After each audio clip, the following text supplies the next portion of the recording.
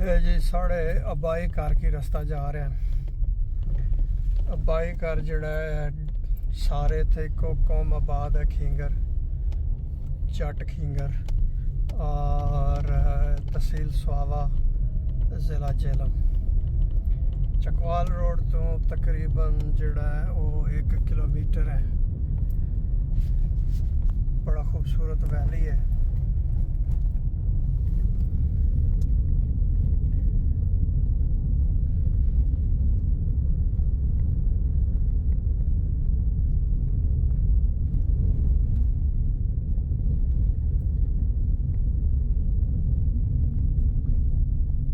जनाब साड़ी आबाई ज़मीन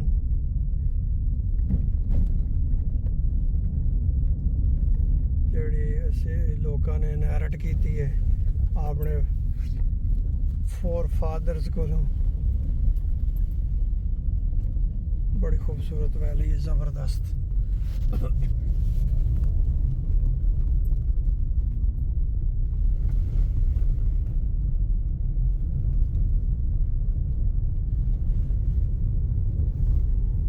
बस कणकां भी आजकल तैयार ने।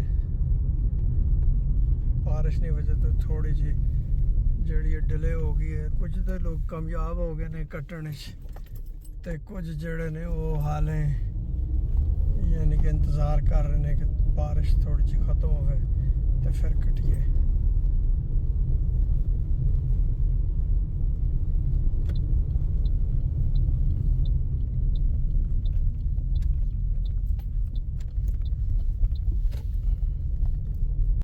हुण जनाब असां अपने जड़ा ना अबाई करनी तरफ जा रहे हैं।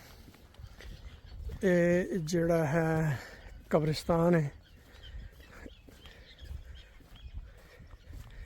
जिसने जोड़े जितने भी साढ़े गुजर गए ने बड़े वो सारे इत्थे दफन ने।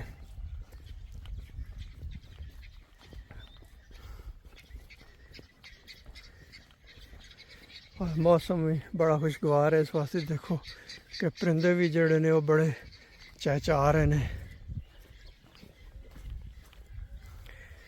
इस पिंड विच छोटे जे पिंड विच सब तो पहला कार जड़ा है वो कार साडा ही है, अबाई कार।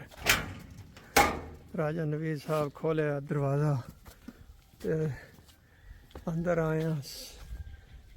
जड़ा पिछली मैं वीडियो च भी तुहानू दस्सिया सी कि डेरा है जिथे असी सारे लोग मेहमान। ओह मैं याद नहीं रही बंद करना नहीं दरवाज़ा।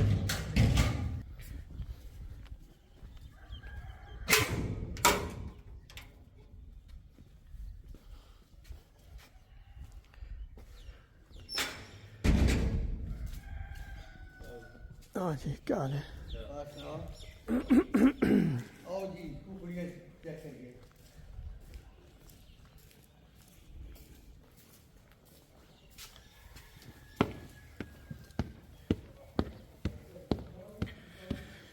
मैं क्या चलो तुहानू मैं अपने नज़ारा करा फार्म ना। उस तो बाद अपने जड़ा पिछे ज़मीना ना कि जितनियां ज़मीना ने अबाई ज़मीना।